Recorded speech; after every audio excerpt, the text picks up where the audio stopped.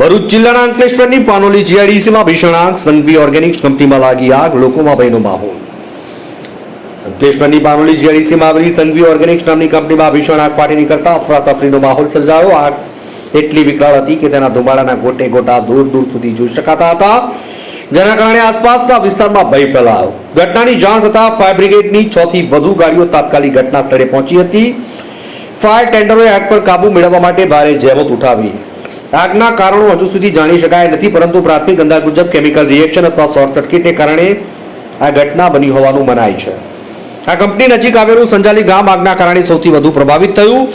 ધુમાડાના ગોટે ગોટા અને કેમિકલ ગંધને કારણે ગ્રામજનોમાં ગભરાટ ફેલાયો. પરિસ્થિતિ એટલી ગંભીર બની કે સ્થાનિક લોકોએ પોતાનું ઘર છોડીને સુરક્ષિત સ્થળે ભાગી જવાની ફરજ પડી. આગને કારણે કોઈ જાનહાનિના અહેવાલો નથી, પરંતુ કંપનીને મોટા પાયે નુકસાન થયું હોવાનું અનુમાન છે.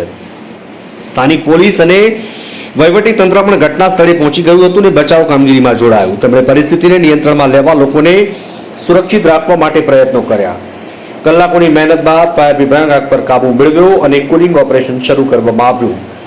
આ ઘટના પરથી ફરી એકવાર ઔદ્યોગિક વિસ્તારમાં સુરક્ષાના ધોરણો અને નિયમોનું પાલન કેટલું આવશ્યક છે તે પ્રશ્ન ઊભો થયો છે. તંત્ર દ્વારા આ મામલે સઘન તપાસ હાથ ધરવામાં આવશે. ભવિષ્યમાં આવા બનાવો ન બને તે માટે પગલાં લેવામાં આવશે. ગત રોજ પણ અંકલેશ્વર નેશનલ હાઈવે 48 પર આવેલા એક ગોડાઉનમાં ભીષણ આગ ફાટી નીકળી હતી. ફાયર ફાઈટરોની ટીમે ભારે જહેમત બાદ આગ પર કાબુ મેળવ્યો. આ 2 દિવસમાં આગના 2 મોટા બનાવ બનતા લોકોમાં ચિંતાનું મોજું ફરી વળ્યું.